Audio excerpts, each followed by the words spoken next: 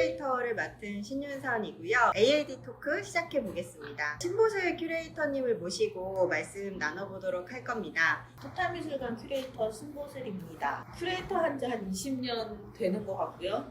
토탈미술관에서 근무한 지는 한 17년 정도 되는 것 같아요. 요즘 자꾸 제가 이 미술관 가족이 아니냐는 의심을 많이 받고 있습니다. 미술관 가족 경영 의심을 받고 계신다고 합니다. 선생님, 그러면 지금 큐레이터 20년이시면 처음에 왜 큐레이터 되신 거예요? 좀 되게 의외긴 한데 저 중학교 3학년 때 큐레이터가 되겠다고 미술 선생님이 저희 엄마랑 진로 상담을 하는데 보슬이가 그림을 못 그리는 건 아니지만 무대는 좀 어렵겠다. 근데 이제 애지간하게 성적은 나오고 하니까 큐레이터라는 직업이 있다라고 소개를 해준 거예요 그때. 근데 이제 그 전에 뭐가 될래 너 뭐 할래라고 하면 맨날 다 하기 싫은 게 너무 많은 거야. 막상 들었는데 큐레이터 뭐 하는지 잘 모르겠는데 싫을 이유가 별로 없는 거예요. 그럼 나 그냥 해볼까? 그때 그 미술 선생님께서 이재원 선생님이라고 선화랑 큐레이터 하셨던 선생님이셨는데 홍대 미학과를 다니고 계셨어요. 큐레이터가 되려면 미학과를 나오면 좋다 뭐 이런 얘기를 했는데 저 인천 출신이거든요. 그 지방에서 서울대 미학과를 가긴 되게 어려워요. 성적이 안 나온 거지. 그래서 이제 홍대 철학과 가고 그러면서 큐레이터가 되기 위한 준비 그냥 너무나 자연스럽게 했던 것 같아요. 그래서 중학교 3학년 때부터 그냥 나는 큐레이터가 될 거야. 근데 큐레이터가 뭐 하는 사람인지도 모르고 그냥 미술관으로 출퇴근한다. 그거 괜찮겠다. 전시 만드는 거면. 그렇게 하다가 보니까 큐레이터가 돼 있었어요. 괜찮은가 봐요, 선생님. 미술관으로 계속 출퇴근하시는 거 보면은. 남들은 이렇게 시간 내서 해야 되는데 남들 일하는 시간에 나는 미술관을 오는 거니까 되게 당당하게 노는 것 같아서. 네, 너무 좋게 들려요. 네. 네. 선생님이 만약에 그 이재원 선생님이시라면 중학교 3학년 이제 꼬마 아이한테 큐레이터 권유하시겠습니까? 저 완전 권유해요. 아, 진짜요? 전 세상에서 두 번째로 좋은 직종인 것 같아요. 첫 번째는 뭔데요? 예술가? 왜냐면 아티스트는 큐레이터가 없어도 되지만 큐레이터는 아티스트가 있어야 되는 거니까 굳이 따지면 1번이 아티스트, 2번은 큐레이터? 네, 큐레이터 세상에서 두 번째로 좋은 직업이나 예술가에게 밀렸다. 많은 분들에게 질문을 받았어요. 요즘 또 큐레이터라는 직업 자체도 그렇고 활동도 그렇고 너무 관심 가져주는 분들이 많으셔서 데이터를 통해서 나 얼마나 빅인지 물어봐도 돼?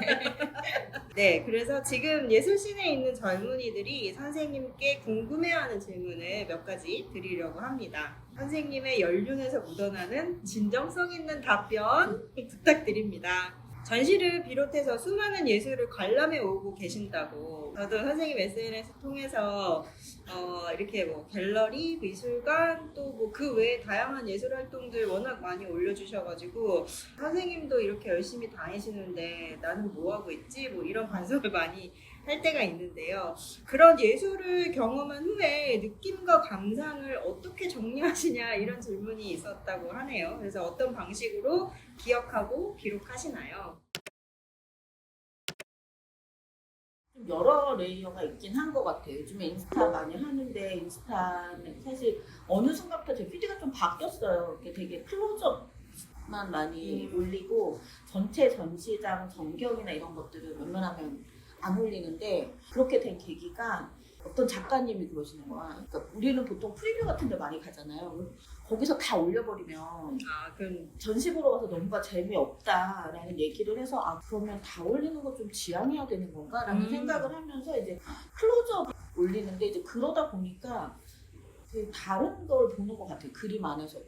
그러니까 이번에도 헤더익 스튜디오 가갖고 사진 찍었는데 이렇게 재질감이라든지 뭐 이런 것들 더 많이 보게 되고 그래서 인스타에는 보통 그런 식으로 올리고 사실 저 SNS 너무 무서워해가지고 긴 글을 못 쓰겠어요. 거기에 뭔가 나의 이거가 드러나는 글을 쓰는 걸 되게 부담스러워서 늘 단문 혹은 단어 뭐 봤으면 좋겠다 뭐 이렇게 웬만한 해시태그 몇 개로만 대충 넘어가고 나의 의견이나 이런 것들은 대부분 다 빼는 편인데 얼마 전에 박서보 선생님께서 지난 거 그만 올려라. 그러셨어요? 웬만하면 앞으로 같이 볼 수 있게 지난 거 올리지 말고 하는 거 올리든지 뭐 이렇게 해라 라는 충고를 그랬으면 좋겠다라는 그 멘트를 보내주셨는데 일단 인스타는 그냥 했던 것들 기억하는 거 정도로 하고요. 작가로 쓰거나 전시 리뷰에 대한 제안을 거의 거절을 안 해요. 그러니까 그게 제가 저한테 주는 숙제 같은 건데 다음 주에도 뭐 제주도도 가야 되고 대구도 가야 되고 막 이러는데 불러주시는 데를 거의 마다않고 가는 게 약간 저한테 숙제를 내지 않으면 저도 전시를 다 안 가요. 그러니까 뭐 전시 평가나 뭐 작가론이나 이런 것들이 과제로 와야 보고 그래 그렇게 과제를 받아야 저도 생각을 정리하면서 보고 글이라는 게 남는 부분들이 있어서 일단 외부에서 주로 제안이 오는 건 다 쓰는데 몇몇 작가님들이 그러지 말라고 또 충고하시는 분들도 있더라고요. 너 아무거나 막 쓴다 맨날. 그래서 아무거나 막은 아니다 라고 얘기는 하는데 그래서 보통 그냥 글 쓰는 거는 네이버 블로그나 아니면 그 브런치에다가 다시 한번 공유하는 방식 그렇게 정리하고 있습니다. 지금 전시 리뷰의 중요성에 대해서 말씀을 주셨는데요. 전시를 보시고 또 전시를 만드는 입장이시잖아요. 그러면 그 영감을 혹시 얻는 어떤 원천이나 선생님만의 특별한 행동? 온 사방이 영감 천지지 않나? 그렇죠. 출퇴근이 합쳐서 4시간이거든요. 부천에서 왔다 갔다 하니까 그 4시간 동안 할 수 있는 게 되게 많은 것 같아요. 이제 인간적인 능력도 되게 향상이 돼서 이제 지하철 타면 누가 어디쯤 내리겠다 이런 게 다 이렇게 예측 가능해지거든요. 그러니까 지하철에서 사람 보는 것도 되게 그런 것 같아요. 그러니까 사람들이 뭘 보나도 하게 되고 어떻게 달라졌나 뭐 이런 것도 보게 되니까 근데 운전을 안 하고 대중교통을 이용해서 거리 출퇴근하는 게 어떻게 보면 영감의 원천이라면 원천 드라마도 되게 많이 보고 영화도 되게 많이 보고 요즘에는 사실 좀 걷는 거에서 많이 생각이 정리되는 것 같긴 해요. 그러니까 저희 직원들 몇 명하고 지인들하고 이렇게 만보 걷기 그거 하는데 그러면 이제 한두 정거장 미리 내려서 걸어야 되거든요.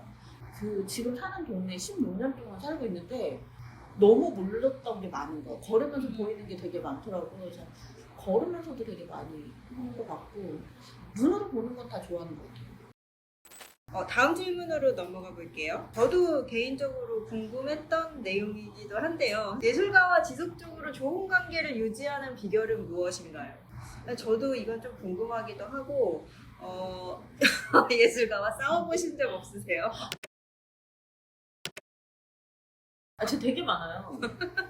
그리고 이게 지속적으로 좋은 관계가 유지되는 작가도 있고 그렇지 않은 작가도 있는 거죠. 사실 전시하고 나면 그룹장 같은 경우 안 보게 되는 작가들도 꽤 많이 있는 그렇게 무서운 편이에요. 근데 그게 서로한테 서운할 수도 있잖아, 사실. 그래서 근데 제가 작가들하고 맺는 관계가 조금 다른 것 같기는 해요. 제 로드쇼를 그것도 한 10년 넘게 했잖아요. 로드쇼? 네, 그러니까 작가들하고 궁금하네요. 네. 여행하는 프로젝트를 했는데 어떤 큐레이터가 저한테 야 너는 작가랑 여행도 하고 싶냐라고 질문을 하는데 그 뉘앙스가 되게 애매하더라고요. 그러니까 전시를 만나는 것도 힘든데 굳이 그걸 여행까지 같이 가서 근데 이거는 전적으로 그의 오해인 게 우리가 여행을 가면 큐레이터가 작가를 다 케어할 거라고 생각을 하기 때문에 그런 얘기를 하는 것 같아요. 근데 저는 사실 작가님들이 저를 되게 많이 챙겨주시거든요. 그래서 작가랑 큐레이터의 관계가 대부분은 전시로만 이루어지는데 저희는 프로젝트가 많다 보니까 뭐 같이 여행도 가고 뭐 루안다 밀림에서 낙오될 뻔하기도 하고 아프리카 루안다요? 네, 루안다 갔었을 때 뭐 그런 일들도 있었고 그러니까 여행의 기억들도 많고 전시를 같이 하진 않지만 프로젝트를 같이 한 경우는 많아요. 예를 들어 뭐 개구리 식당 같은 경우에 작가에게 레시피를 받아서 전문 셰프님이 요리를 해주시는 뭐 이런 경우 그래서 그냥 단순히 전시를 만들고 끝나는 관계가 아니라 다양하게 얽힌 부분들이 있어서 그냥 정말 동료이자 친구이자 뭐 이렇게 되는? 갑자기 생각나는 에피소드가 있는데요. 아마 선생님은 기억 못 하실 것 같은데 한 10년, 15년 전에 어떤 예술가 선생님께서 신 선생님한테 술을 좀 드시고 이런 말씀을 하셨어요. 큐레이터님은 같이 지금 산으로 올라가야 되는데 산을 막 으쌰으쌰 올라가도 모자른데 올라가다가 라면 먹으면서 좋아하는 사람이다. 이런 말씀을 하셨었는데 저는 그게 너무너무 웃겼어요. 뭔가 라면을 먹으면서 좋아하는 모습이 항상 선생님의 일상에 녹아있기 때문에 저도 좀 이런 부분은 본받고 싶다는 생각 많이 하기는 했는데요. 선생님조차도 무슨 비결이 있는 것은 아니다. 이게 결론이 아닌가 싶은데요. 그래도 그건 비결을 있을 수 있을 것 같아요. 왜냐면 잘 잊어버리고. 그 서운하게 하거나 뭐 이런 걸 굉장히 잘 마음에 많이 두고 있는 스타일은 아닌 것 같아요. 그래서 잘 잊어버려서 되게 서운한 일이 있을 때 그런 적이 있었어요. 제가 사무실에 와서 내가 다시는 이 작가랑 일을 하나 봐라봐 이러면서 막 분개를 한 번 한 적이 있었어요. 그러고 나서 몇 달 지나고 났는데 이제 그 작가님이 오셨던 거지 사무실에. 막 그냥 버섯갈로 나와서 오셨어요? 막 이러면서 하여튼 직원들이 너무 당황해서 다시 일 안 한다고 하지 않으셨어요? 근데 이미 그때 프로젝트 시작하고 있었어. 근데 잘 잊어버리는 것 같아요. 그게 굳이 비결이라면 비결일 수 있을 것 같아요. 잊어버리는 것도 너무 중요한 포인트지만 관계에서 중요하게 생각하시는 건 반드시 어떤 전시를 만드는 하나의 그 상황만 놓고 보시는 게 아니라 인생을 살아가면서 어떤 큐레이터와 예술가 사이의 러닝메이트 관계 이런 걸 좀 중요하게 생각하셔서 로드쇼나 개구리 식당 같은 것도 일상에 반영된 그런 프로젝트를 하게 되시지 않나 생각을 해봤습니다. 전시를 열심히 하고 있는 작가들은 계속 주목해서 보는 것 같아요. 근데 요즘에는 조금 그냥 우려 아닌 우려가 되는 것 중에 하나는 아주 오래 가겠다는 다짐이 작가한테 없는 경우들이 있거든요. 근데 그런 경우는 좀 우려가 되긴 하는데 그래도 계속 홈런을 칠 수가 없잖아. 이렇게 딱 올라가서 작업이 되게 좋으면 어쩔 수 없이 이렇게 내려오는 시기가 있는데 그냥 오히려 이 내려올 때 옆에 같이 있어주는 게 더 중요한 것 같아요. 내려올 때는 다 이제 또 다 떠나잖아. 다 떠나는데 이게 내려가면 끝까지 가는 게 아니라 또 다시 올라가거든요. 그러니까 늘 그런 것 같아. 작가가 막 계속 이렇게 연타를 막 잘 치고 있으면 보면서 옆에서 좀 불안한 저 다음에 꺾일 텐데라는 것들이 이제 보이니까 그리고 이제 떨어질 때 이제 그만 바닥 쳐야 되는데 다시 올라가야 될 텐데 뭐 이런 부분들 그래서 약간 이런 업앤다운의 굴곡에서 잘 견뎌내야 되는 그런 거 그런 생각 좀 하면서 작가들 보는 것 같아요. 제가 전시만 하는 게 아니라 진짜 어디 가기도 하고 뭘 하기도 하니까 작업이 아주 좋아도 프로젝트에는 잘 안 맞는 경우도 있어요. 있죠. 그게 그래서 다른 큐레이터랑 작가 관계가 좀 다른 이유이기도 한 것 같아요. 선생님 그러면 질문을 바로 우회해서 작가 예술가 선생님 말고 최근에 이제 선생님 프로젝트 중에서도 가능할 것 같은데 좀 주목하고 있는 프로젝트 어떤 것일까요? 이거 하나만 꼽자면 메타버스 메타버스. 메타버스 프로젝트 제일 주목하고 있어요. 자 그러면 그 빅데이터 중에 또 다음 질문으로 넘어가도록 하겠습니다. 외국에서 미술관학 석사를 공부하고 귀국했습니다. 한국 미술씬의 트렌드를 알기 위해 많이 노력하고 있는데요. 한국에서 신보슬 큐레이터님과 같은 전문 큐레이터로 성장하고 싶은데 막상 시작하려니 막연합니다. 이런 경우 무엇부터 하나씩 시작하면 좋을까요? 신진 큐레이터들한테 딱 좋은 시절이 왔다는 생각이 드는데 저는 사실 유학도 안 갔다 왔고 외국에서 살아보지도 않았고 소위 말하는 국내에서 공부하고 바로 작업하고 활동하게 된 가장 큰 이유는 제가 처음에 스타트할 때 그냥 미디어 아트 큐레이터로 시작을 했거든요. 그냥 그때 아무도 없었어. 그러니까 그냥 부를 사람이 없으니까 저를 불러줬겠죠. 2000년 초반일 때 이제 미디어 아트 예술과 기술을 가지고 논문을 썼는데 저는 지금도 우리 지도 교수님하고 싸워서 내가 이기길 잘했다. 근데 지도 교수님이 중세미학스라고 그러셨거든요. 아무리 죄가 많아도 원재론으로 석세는 쓸 수 없다. 그러면서 그때 이제 아트앤테크 관심이 있었고 의도하진 않았지만 잘 먹혔던 것 같아요. 씬에서. 왜냐면 새로운 분야가 들어와서 전문가는 필요한데 당장 지금 전문가가 없단 말이야. 그러니까 나를 전문가로 불러주는데 거기 가서 내가 점점 더 전문가가 되는 거지.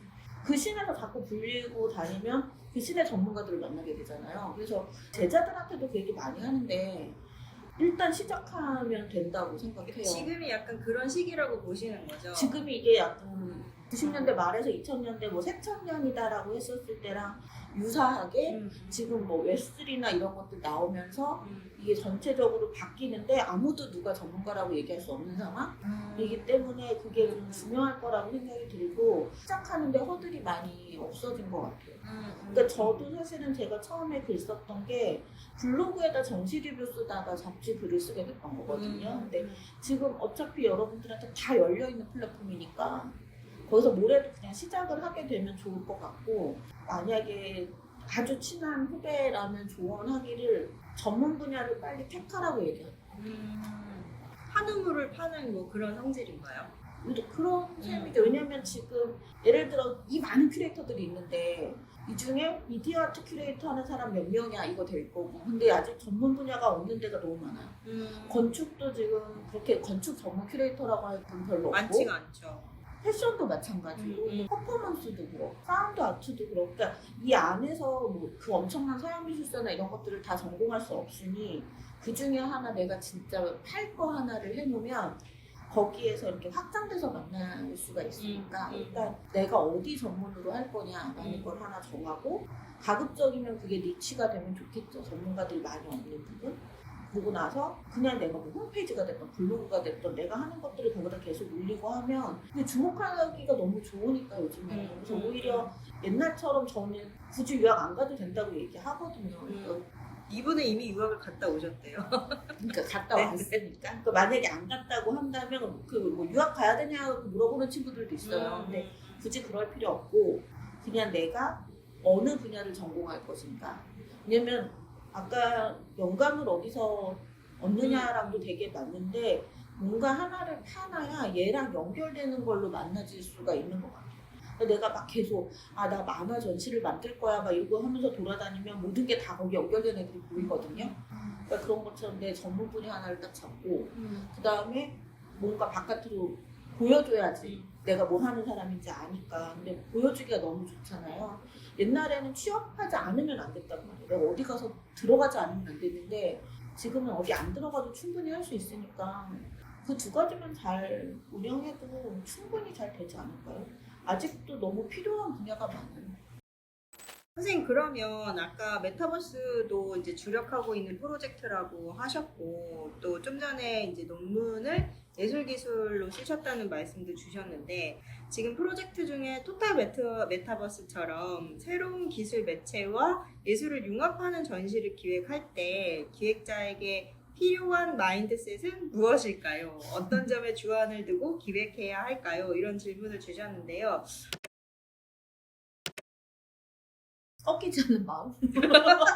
일단 저도 사실 좀 너무 어렵기는 하더라고요. 왜냐면 저희 이제 메타버스 여러 플랫폼을 쓰고 있는데 마인크래프트 같은 경우에 저 아직 잘 못 걸어 다녀요. 정말 저랑 똑같이 시작했던 코디네이터는 벌써 농장도 꾸미고 날아다니고 거기 날아다니고 맨날 나를 여기저기 텔레포트 시키고 이러는데 처음에는 그게 좀 자존심이 상하긴 했었어. 나는 미디어 아트 큐레이터인데 도저히 안 되는구나 막 그런 생각을 했는데 어쨌든 시간이 필요한 것 같아요. 컨셉으로만 할 수는 없는 것 같아요. 그러니까 특히나 이 미디어 아트 쪽의 큐레이터들이 좀 어려운 부분이 기술도 어느 정도는 알아야 되거든요. 그러니까 내가 이걸 다 할 수는 없지만 이게 어떻게 작동하는지 메커니즘도 알아야 되고, 근데 메커니즘만 알아서 되는 게 아니라 얘가 어떤 사회적인 콘텍스트 안에 놓이고 그래서 어떤 의미를 갖고 있는지를 해야 되니까 기본적으로 되게 여러 섹터를 같이 볼 수밖에 없는 분야예요, 여기가. 근데 이제 나이가 들수록 기술에 대한 이 적응력이 점점 떨어지니까 그래서 힘들고 잘 모르겠는데 그냥 계속 해야 되는 부분?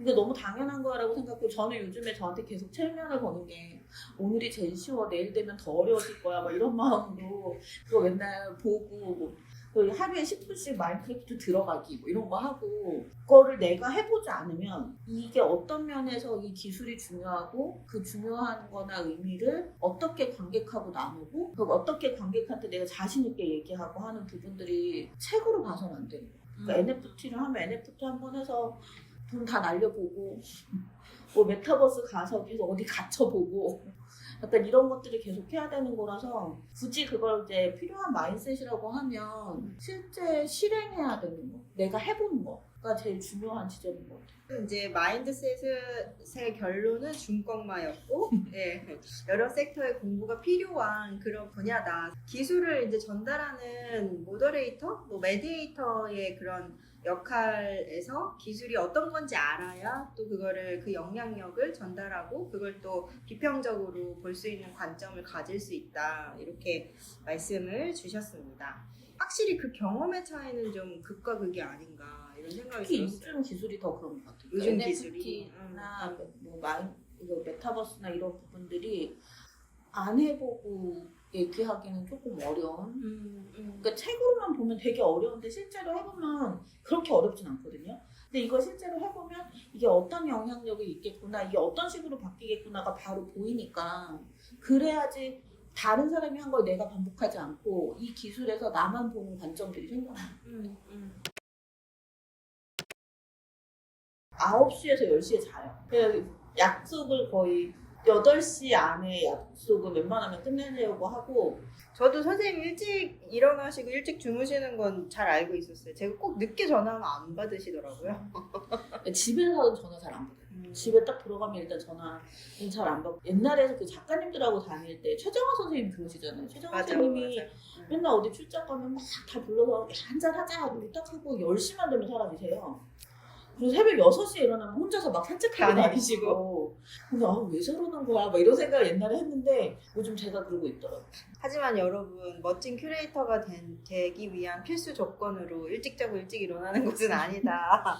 그렇죠. 그렇게 되면 인간관계가 되게 어려워져요.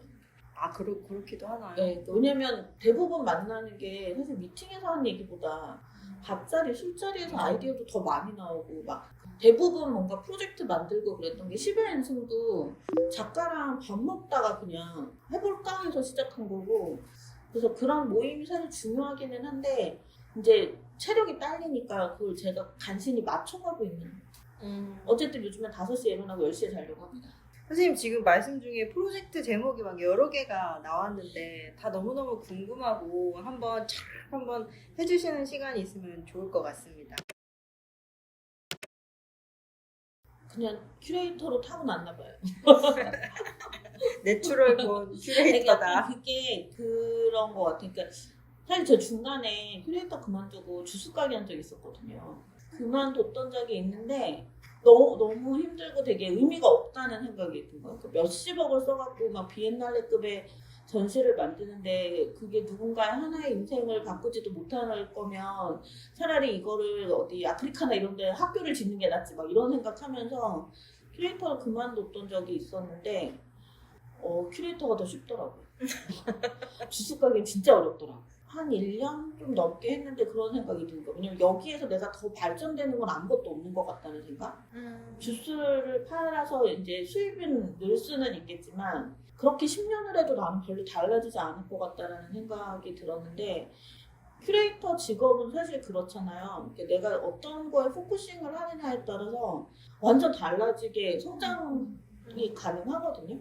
그래서 요즘 내가 막 메타버스 하고 있으니까 막 안 하던 게임도 하게 되고 뭐 이런 것들도 하는데 또 한 2, 3년 전부터 저희가 장애 노동 젠더에 관한 프로젝트를 하고 있는데 그러다 보니까 장애인들이 사는 세상에 대한 고민도 되게 하게 되고 그러면서 또 그쪽으로 또 이렇게 성장하게 되면서 이 직종 자체가 굉장히 넓게 살아볼 수 있는 직종인 것 같아요. 그래서 그러다 보니까 그냥 계속 하게 되는 것 같아요. 장애인 관련 전시를 했을 때 수어로 이제 전시 설명을 넣는데 그때만 하더라도 저는 시각장애인이 아니잖아요. 우리가 수어를 한다는 건 청각장애인한테 왜 굳이 수어로 설명해야지라는 생각을 했거든요.